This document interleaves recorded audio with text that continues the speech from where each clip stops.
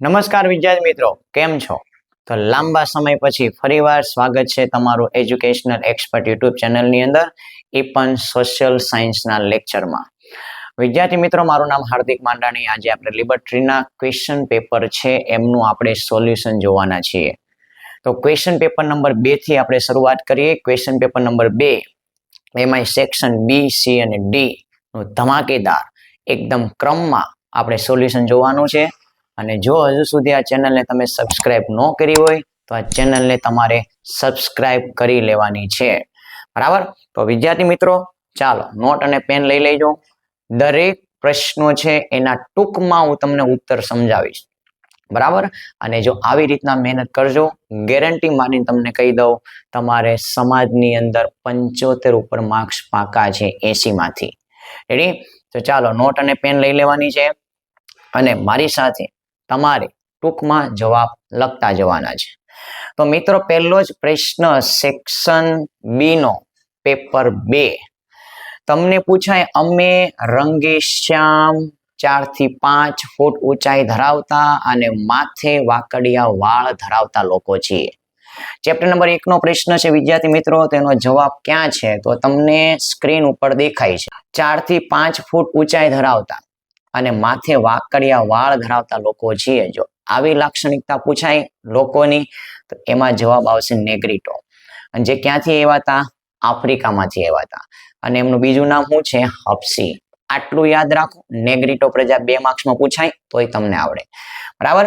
પછી તમને બીજો પ્રશ્ન પૂછાણો છે કે અમે રંગેશ્યામ છીએ, લાંબુ અને પહોળું અમારું માથું છે, ટૂંકું અમારું કદ છે, ચપટું અમારું નાક છે. આ લોકો કયા? તો તમને ખબર હોવી જોઈએ આ લોકો કયા છે. ઓસ્ટ્રેલોઇડ લોકો છે. ઓસ્ટ્રેલોઇડ લોકો ભારતમાં ક્યાંથી આવ્યા હતા? અગ્નિ એશિયામાંથી આવ્યા હતા. અને એમનું બીજું નામ છે નિષાદ પ્રજા. આટલું યાદ રાખો. ઓસ્ટ્રેલોઇડ પ્રજા 2 ગુણમાં ટૂંકનું પૂછાય તો પણ તમને આવડે, બરાબર? એવી રીતના પીળો વર્ણ તમને પૂછાય તો ખબર હોવી જોઈએ મોગોલિડ પ્રજા છે, ઉત્તર પશ્ચિમ ચીનમાંથી આવી હતી, જેમનું બીજું નામ કિરાત છે. પણ અહીંયા તમને આ 2 જ પ્રશ્ન પૂછવામાં આવ્યા છે. આવડી ગયો વિદ્યાર્થી મિત્રો? પ્રશ્ન એની પછીનો પ્રશ્ન જોઈ લઈએ. કયો છે કે ગુજરાતમાં ભરાતા મેળાઓ વિશે માહિતી આપો. અને એ પણ કોઈ પણ 8 મેળા. હવે અહીંયા તમારે શું કરવાનું? મેળાઓ વિશે પ્રશ્ન પૂછાય તો તમારે અહીંયા 15 મેળાઓ આપેલા છે વિદ્યાર્થી મિત્રો, 1 થી લઈને 15 મેળા. એમાંથી કોઈ પણ 8 મેળાના તમારે શું લખવાના છે? નામ લખવાના કે ગુજરાતની અંદર આ મેળાઓ યોજાય છે. અને જો તમને આવડતું હોય તો આ મેળાઓ કયા તાલુકામાં અને કયા જિલ્લામાં છે એ પણ તમે લખી શકો છો, બરાબર? ચાલો, તો આમાં 8 મેળાઓ. શામળાજીનો મેળો તમે લખી શકો, જે કઈ જગ્યાએ ભરાય છે? અરવલ્લીની અંદર. વૌઠાનો મેળો છે ધોળકાની અંદર, એટલે કે અમદાવાદમાં ભરાય છે. કાર્તિકી પૂર્ણિમાનો મેળો સોમનાથની અંદર ભરાય છે. ભવનાથનો મેળો ગીરના જુનાગઢની અંદર ભરાય છે. ડાંગ દરબારનો મેળો આહવા ડાંગની અંદર ભરાય છે. પછી ભાંગુરિયાનો મેળો જે છોટા ઉદયપુરની અંદર ભરાય છે. ગોળ ગધેડાનો મેળો જે દાહોદની અંદર ભરાય છે. તો આવી રીતના વિદ્યાર્થી મિત્રો કોઈ પણ 8 મેળાના માત્ર તમારે નામ લખવાના છે. અને જો કદાચ જો તમને એના કયા તાલુકામાં આ મેળો ભરાય છે, કયા જિલ્લામાં ભરાય છે, જો આવડતું હોય તો એ તમારે લખી નાખવાનું. તો આ તમારે 2 ગુણનો પ્રશ્ન મેળાનો થઈ ગયો. એની પછીનો પ્રશ્ન તમને પૂછ્યો છે, માટીકામ કલા વિશે માહિતી આપો મિત્રો. તો માટીકામ કલાની ટૂંક નોંધ તમારી સ્ક્રીન સામે છે અને IMP ટૂંક નોંધ છે મિત્રો, બરાબર? તો આમાં કયા ટૂંકા પોઈન્ટ બની શકે? જો તો કહેવાનું, માનવ જીવન અને માટી વચ્ચે ઘણો પ્રાચીન શું છે? સંબંધ છે. વ્યક્તિનો જન્મ થાય, વ્યક્તિનો અંત આવે એટલે કે મૃત્યુ થાય, ત્યાં સુધી વ્યક્તિ માટી સાથે જોડાયેલો છે, બરાબર? એ વાક્ય પણ તમારે લખવાનું. એટલે આપેલું, જો જન્મથી મરણ સુધીની યાત્રા કોની સાથે જોડાયેલી છે? માટી સાથે. પછી તમારે એ લખવાનું કે માટીમાંથી આપણે કઈ કઈ વસ્તુઓ બનાવીએ છીએ. તો લખી નાખવાનું કે માટીમાંથી આપણે રમકડા બનાવીએ, ઘડા બનાવીએ, કુલડી બનાવીએ, કોડિયા બનાવીએ, હાંડલા બનાવીએ, માટીના ચૂલા બનાવીએ, અનાજને સંગ્રહ કરવા માટેની કોઠીઓ બનાવીએ. આટલું લખ્યું. આ માટીના શું થયા? ઉપયોગ. પછી આપણે હજી પણ માટીનો ઉપયોગ કરીએ છીએ, પણ પહેલાના સમયમાં લગભગ કેવી રીતના કરતા લોકો? તો ઘરોની દિવાલો છે એમને માટી અને છાણથી લીપીને બનાવવામાં આવતી. માટી છાણ ભેગું કરે એમાંથી ઘરનું લીપણ કામ કરવામાં આવતું. પછી તમારે એ યાદ રાખવાનું કે માટી છે એના વાસણોમાં કયું કયું પ્રવાહી ભરવામાં આવતું હતું. તો કહેવાનું પાણી, દૂધ, દહીં, છાશ, ઘી જેવું પ્રવાહી ભરવા માટે પણ માટીનો ઉપયોગ થાય છે. અને પહેલા તો બહુ થતો. આજે ફ્રીજ છે એને કારણે આ માટીના વાસણોનો ઉપયોગ ઘટતો ગયો છે.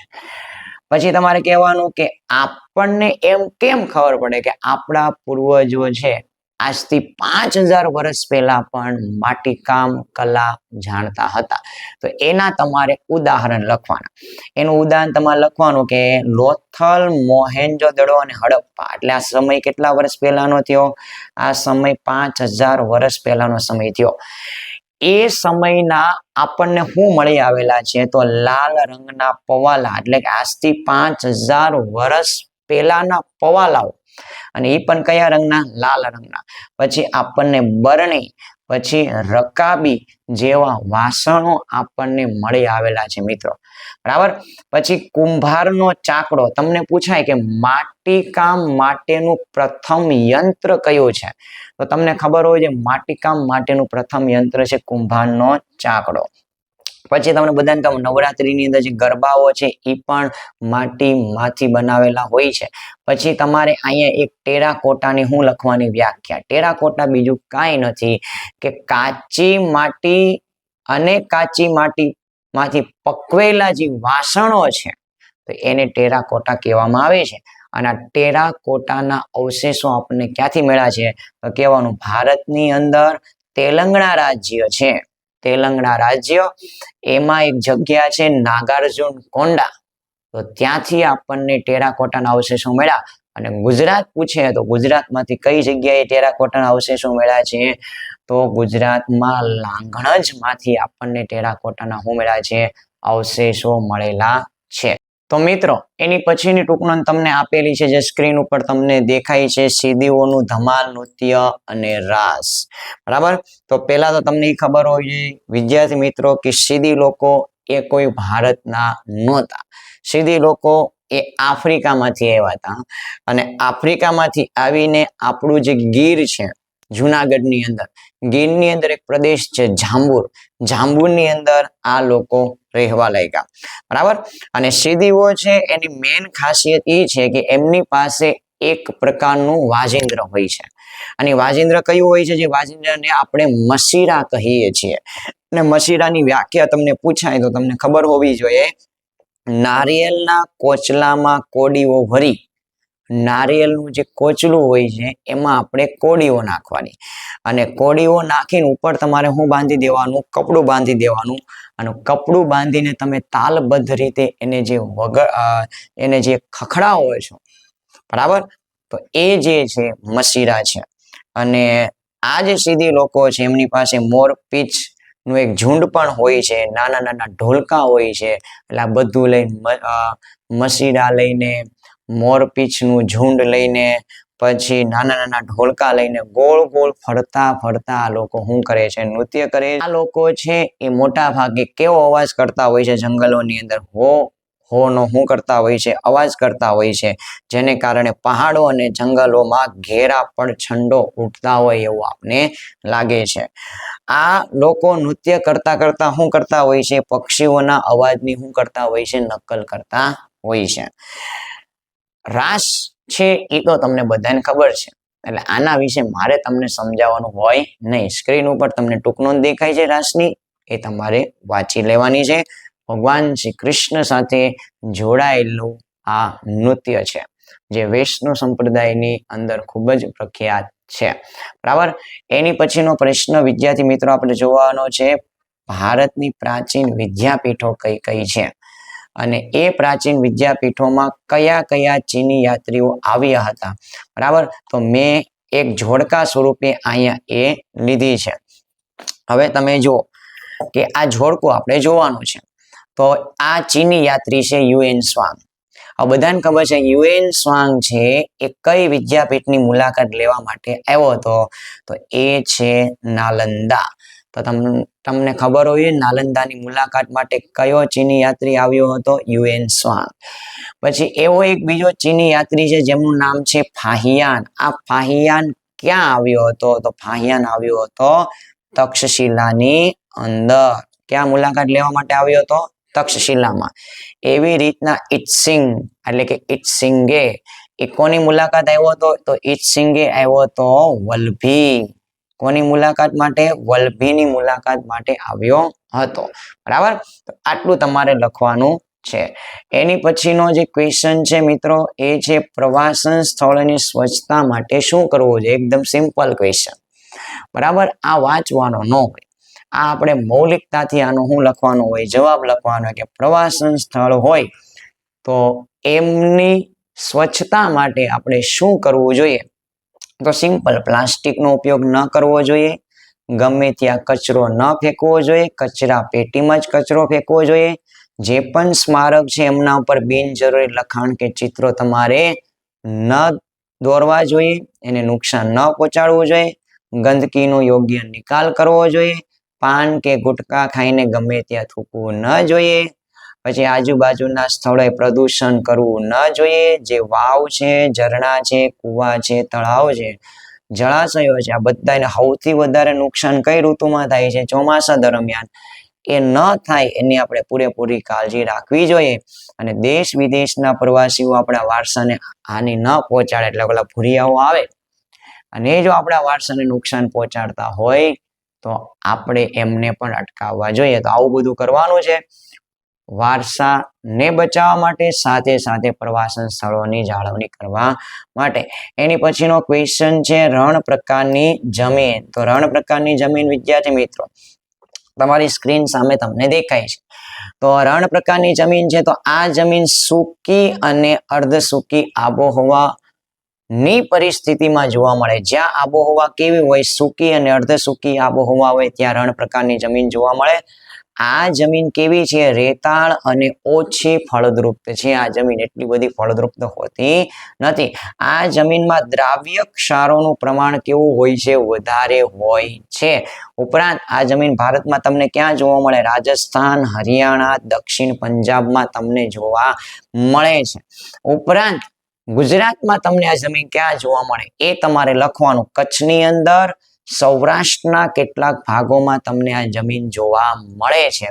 અને જો આ જમીનમાં થોડી ઘણી સિંચાઈની સુવિધા ઉપલબ્ધ હોય તો આ રણ પ્રકારની જમીનમાં પણ તમે જુવાર, બાજરી જેવા પાક તમે અને હું લઈ શકીએ છીએ. તો એકદમ સરળ ટૂંકનો નથી વિદ્યાર્થી મિત્રો. બરાબર, મેં જે ગોળ રાઉન્ડ કરેલા છે ને પોઈન્ટ તમારે ફરજિયાત આવવા જોઈએ. એની પછીનો પ્રશ્ન છે સંકલ્પના જણાવો અભયારણ્ય રાષ્ટ્રીય ઉદ્યાન. એના માટે રાષ્ટ્રીય ઉદ્યાન અને અભયારણ્યની તમારે શું લખવાની છે? વ્યાખ્યા તમારે લખવાની છે. તો તમને ખબર હોવી જોઈએ કે જે અભયારણ્ય અને રાષ્ટ્રીય ઉદ્યાન બનાવવામાં શું કામ આવે? તો બધાને ખબર છે. એક તો આટલું વન્યજીવો છે, આ વન્યજીવોને બચાવવા માટે, વન્યજીવોને બચાવવા અથવા તો વન્યજીવોનું શું કરવા માટે? રક્ષણ કરવા માટે જે જગ્યાને અનામત રાખવામાં આવે છે એને અભયારણ્ય કહેવાય, કાં તો શું કહેવાય? રાષ્ટ્રીય ઉદ્યાન કહેવામાં આવે છે.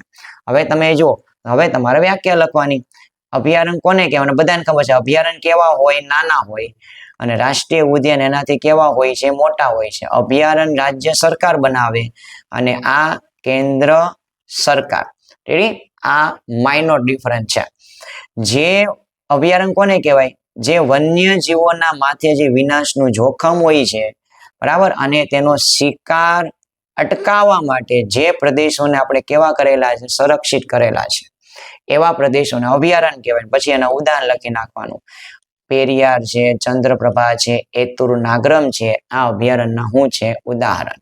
રાષ્ટ્રીય ઉદ્યાન કોને કહેવાય? સિમ્પલ, કે વન્યજીવ, ઐતિહાસિક સ્થળો, પ્રાકૃતિક સૌંદર્યના જે સ્થળો છે એવા સ્થળોનું રક્ષણ કરવા માટે આપણે જે ક્ષેત્રોને શું રાખ્યા છે? આરક્ષિત રાખ્યા છે.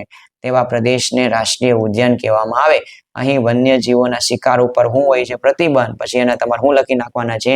ઉદાહરણ. ગીર, વેળાવદર, દરિયાઈ રાષ્ટ્રીય ઉદ્યાન જે જામનગર જિલ્લા પાસે છે, કોર્બેટ, કાઝીરંગા. એકદમ સરળ ટૂંકનો છે મિત્રો. ચાલો એની પછીનો પ્રશ્ન, જળ વ્યવસ્થાપન માટે કયા કયા મુદ્દાઓ ધ્યાનમાં રાખવા જોઈએ? એકદમ સિમ્પલ. જળ વ્યવસ્થાપન એટલે પાણીનો યોગ્ય વપરાશ કરવા માટે આપણે શું કરવું જોઈએ એવો ક્વેશ્ચન તમને પૂછવામાં આવ્યો. એકદમ સિમ્પલ. બાગ બગીચા છે, વાહનો છે, શૌચાલયો છે, પછી આપણે જે વોશ બેસિનનો જે ઉપયોગ કરીએ છીએ, બધી જગ્યાએ પાણીનો કરકસરપૂર્વક ઉપયોગ કરવો. પછી આપણે જળ વ્યવસ્થાપન માટે સૌથી મહત્વની વસ્તુ કઈ કરવી પડશે? લોક જાગૃતિ આપણે લાવવી પડશે. એકવાર ઉપયોગમાં લેવાયેલું પાણી છે, શક્ય હોય તો એનો શું કરવો જોઈએ? પુનઃ ઉપયોગ કરવો જોઈએ. છેલ્લે ન આવડે તો એટલું લખી નાખવાનું, જળને બચાવવા માટે આપણે શું કરી શકીએ એ લખો તો પણ તમને માર્ક્સ મળશે. જળાશયોને પ્રદૂષણથી શું કરવા જોઈએ? બચાવવા જોઈએ. પછી જળ સ્ત્રાવના બધા જ એકમો જેમ કે જે કુવા છે, ટ્યુબવેલ છે, ખેત તલાવડી છે, એનો ઉપયોગ આપણે વધારવો જોઈએ. ભૂમિગત જળ છે એ ઓછું ન થઈ જાય, એટલે કે ભૂમિગત જળ જે આપણે જમીનમાંથી મળે છે એની ગુણવત્તા ન ઘટી જાય, એના માટે એના ઉપર આપણે દેખરેખ રાખવી જોઈએ.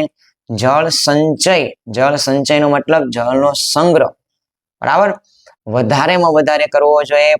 જળ પ્રદૂષણને અટકાવવા માટે માની લો કે ઘણીવાર પાઇપો તૂટી જતી હોય છે, તો પાઇપોનું આપણે તાત્કાલિક સમારકામ કરાવવું જોઈએ, બરાબર. તો આવી બધું આટલું બધું આપણે સરસ કામ કરીશું તો આપણે જળનો બચાવ કરી શકીશું, બરાબર. એની પછીનો પ્રશ્ન છે, ચૂનાના પથ્થરનો ઉપયોગ જણાવો. લગભગ આ બોર્ડમાં ઘણીવાર પૂછાઈ ગયો છે. જો ચૂનાના પથ્થરનો ઉપયોગ, તો તમને કીધું છે સિમેન્ટ, સૌથી વધારે ચૂનાના પથ્થરનો ઉપયોગ થાય છે તો સિમેન્ટની બનાવટમાં.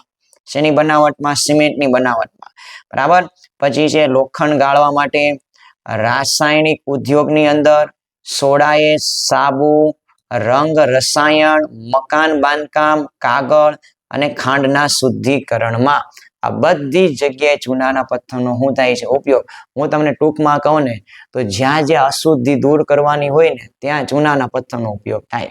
જેમ કે હું તમને કહું, ખાંડ હોય તો ખાંડ પેલા કેવી હોય? કાળી હોય. શરૂઆતમાં જ્યાં ખાંડ બનતી હોય ને સુગર ફેક્ટરીની અંદર ત્યાં, પણ જેવો એમની અંદર ચૂનાનો પથ્થર શું કરવામાં આવે? એડ કરવામાં આવે તો કાળી ખાંડ બની જાય છે, સફેદ ખાંડ બની જતી હોય છે, એટલે અશુદ્ધિ દૂર થઈ જાય. કાગળ ઉદ્યોગમાં એવું હોય, શરૂઆતમાં કાગળનો માવો કેવો હોય છે? કાળો હોય છે. તમે પછી એમાં ચૂનાનો પથ્થર એડ કરો તો એ કાળો માવો છે સફેદ બની જતો હોય છે, બરાબર. એટલે કે તમે જો અશુદ્ધિ દૂર કરવા માટે, એટલે ખાંડના શુદ્ધિકરણમાં, કાગળ બનાવવા માટે, મકાન બાંધકામ, રસાયણ, રંગ રસાયણ બનાવવા માટે, સોડા એશ, રાસાયણિક ઉદ્યોગ, લોખંડને ગાળવા માટે, બરાબર. પછી તમને એવો પ્રશ્ન પૂછ્યો છે કે માનવને ખનિજ સાથે જૂનો અને ગાઢ સંબંધ છે. એકદમ સિમ્પલ. આમાં તમારે લખવાનું હોય કે પ્રાચીન સમયથી આપણે ખનિજનો શું કરતા ઉપયોગ. આપણું અત્યારનું જે જીવન છે ખનિજો ઉપર શું છે? આધારિત. જો ખનિજો ન હોત તો આજે આપણે એવું સારું જીવન જીવી શકતા ન હોત. એટલે કીધું છે માનવીના જે વિકાસમાં છે ને એમાં સૌથી મોટો ફાળો કોનો છે? ખનિજનો. ખનિજ એક એવું સંસાધન છે, કુદરતી સંસાધન છે, બરાબર. અને માનવીના વિકાસ યાત્રાના પણ તબક્કાઓ લખવાનો. તમારે કહેવાનું કે સૌ પ્રથમ એક પાષાણ યુગ હતો, ત્યાર પછી તામ્ર યુગ આવ્યો, ત્યાર પછી કાંસ્ય યુગ, લોહ યુગ આવ્યો, અને આજનો યુગ છે કયો છે? અણુ યુગ. અને મારે એડવાન્સ કેવું હોય તો આજે AI નો યુગ છે, બરાબર. પછી હું કીધું છે કે જે તે સમયગાળામાં માનવી દ્વારા ઉપયોગમાં આવતા ખનિજો ઉપર આધારે, આપણે જો પાષાણ યુગ હતા તો આપણે શેનો ઉપયોગ કરતા? પથ્થરનો. તામ્ર યુગ હતા તો તાંબાનો આપણે ઉપયોગ કરતા. બધું જ વસ્તુ શું છે? ખનિજ છે, યાદ રાખજો. એટલે કોઈ પણ યુગ હોય એમનો આધાર એ હંમેશા ખનિજ ઉપર રહ્યો છે, બરાબર. પાષાણ યુગમાં માનવી હથિયાર માટે પથ્થરનો ઉપયોગ કરતો, અને આજે તમને બધાને ખબર છે અવકાશની અંદર જે વિમાન પણ ઉડાડે છે એ ખનિજ ઉપર આધારિત છે, બરાબર. એટલે કહી શકીએ કે માનવનો ખનિજ સાથેનો સંબંધ ઘણો જૂનો અને કેવો છે? ગાઢ છે, બરાબર. એની પછીનો પ્રશ્ન તમને પૂછ્યો છે, વિકાસશીલ અર્થતંત્રના કોઈ પણ 5 લક્ષણો તમે જણાવો. હવે પેલા તમને ખબર વિકાસશીલ દેશ કોને કહેવાય? તો ભારત એક કેવો દેશ છે? તો ભારત એક વિકાસશીલ દેશ છે. કેવો દેશ છે? વિકાસશીલ દેશ છે. એટલે કે જે દેશની $735 કરતા માથાદીઠ આવક કેવી હોય? ઓછી હોય, એ દેશને વિકાસશીલ દેશ કહેવાય. એના લક્ષણો કયા? કોને વિકાસશીલ દેશ કહેવાય? સિમ્પલ વસ્તુ, જે દેશની માથાદીઠ આવક કેવી હોય? ઓછી હોય. જે દેશની અંદર વસ્તી વૃદ્ધિ કેવી હોય? વધારે. એ પણ કેટલા ટકા કરતા? 2% કરતા. જે દેશ વધારે કોના ઉપર આધાર રાખતો હોય? ખેતી ઉપર આધાર રાખતો હોય. ઉદ્યોગની અંદર ઉદ્યોગમાંથી એ દેશના લોકો ઓછી રોજગારી મેળવતા હોય, અને જે દેશની અંદર આવકની અસમાનતા કેવી હોય? વધારે. એટલે કે આપણા દેશની અંદર ધનિક પાસે વધારે સંપત્તિ હોય, અને જે બાકીના જે લોકો હોય એની પાસે સંપત્તિ કેવી હોય? ઓછી હોય. એટલે કે ધનિક 20% લોકો છે, એમની પાસે કેટલી સંપત્તિ છે? 40%. અને જે ગરીબ 20% લોકો છે, એની પાસે માત્ર કેટલી સંપત્તિ? 10%. જે આવું પ્રમાણ હોય એ દેશને વિકાસશીલ દેશ કહેવાય. પછી વિકાસશીલ દેશની અંદર બેરોજગારી કેટલા ટકા હોય છે? 3% કરતા વધારે. વિકાસશીલ દેશની અંદર ગરીબી પણ કેવી હોય છે? વધારે. બરાબર. તો આવા તમારે 5 લક્ષણ લખવાના છે. એકદમ ટૂંકમાં સમજાવવાના છે. સાંભળી લેજો. ડિટેલમાં સમજાવવા જવાની જરૂર નથી, કારણ કે 2 માર્ક્સમાં પૂછાયેલો પ્રશ્ન છે. છેલ્લે તમને કીધું છે, ઉત્પાદકો અને વેપારીઓ દ્વારા ગ્રાહકનું શોષણ કઈ રીતે થાય છે? કે કેવી રીતે ગ્રાહકનું શોષણ કરતા હોય છે? તો કેવી રીતે? તો એક તો વેપારીઓ, તમને બધાને ખબર છે કેવી રીતે શોષણ કરે? તો પસંદગીમાં છેતરામણ. એટલે એ આપણે એ વસ્તુ નથી ખરીદતા હંમેશા જે આપણે ખરેખર વસ્તુને પસંદ કરીએ. મોટા ભાગે જો વેપારીઓ જે વસ્તુ વેચવા માંગતા હોય ને એ વસ્તુ જો આપણે ખરીદી લઈએ તો માની લેવાનું કે આપણે શું થયા કહેવાય? છેતરાઈ ગયા કહેવાય. બરાબર. પછી કારણ વિનાની કૃત્રિમ અછત ઊભી કરે, જેને કારણે શું થાય? વસ્તુના ભાવ વધે, ગ્રાહક શું થાય? છેતરાય છે. અને એ આપણે કેવી વસ્તુ આપે છે? તો આરોગ્યને નુકસાન થાય તેવી વસ્તુ આપે છે. ખરેખર ઓછું તોલમાં, માની લો કે કિલો બટેકા લેવા ગયા અને આપણે એને 900 ગ્રામ જ હું આપ્યા બટેકા, તો એવી રીતના વજન ઓછું આપીને તમારી સાથે છેતરપિંડી કરી શકે છે. અને તમને માહિતી કેવી આપે? આખી નો આપે, અધૂરી માહિતી આપે. અધૂરી માહિતી આપીને છેતરપિંડી કરી શકે છે. છાપેલી કિંમત કરતા વધારે કિંમત લઈ શકે છે. હલકી ગુણવત્તા વાળો શું કરી શકે છે? એ આપણને માલ સામાન આપી શકે છે. પછી ગ્રાહક સાથે દુર્વ્યવહાર કરી શકે છે. જે આપને સર્વિસ આપવી જોઈએ પૂરતી સર્વિસ નથી આપતો. વેચાણ પછીની આપણને સંતોષકારક સેવાઓ આપી શકતા નથી. બરાબર. પછી એવી વસ્તુ આપે છે જેને કારણે આપણા જાન એટલે કે આરોગ્યને ખૂબ સારું નુકસાન થતું હોય છે. અને નિર્ધારિત શરતો મુજબ એ વેચાણ એટલે કે એવી રીતના માર્કેટિંગ કરે છે કે લોકો લાલચમાં એ વસ્તુને શું કરે છે? ખરીદે છે. આવી રીતના ગ્રાહકોનું શોષણ કરવામાં આવે છે. તો વિદ્યાર્થી મિત્રો, આ ચેનલને તમે સબસ્ક્રાઇબ કરી દેજો, કારણ કે આ ચેનલમાં હવે સેક્શન સી છે એમનો વિડીયો અપલોડ કરવામાં આવશે. જો તમને અમારો વિડીયો પસંદ આવ્યો હોય તો આ ચેનલને અવશ્ય સબસ્ક્રાઇબ કરજો. જય હિન્દ.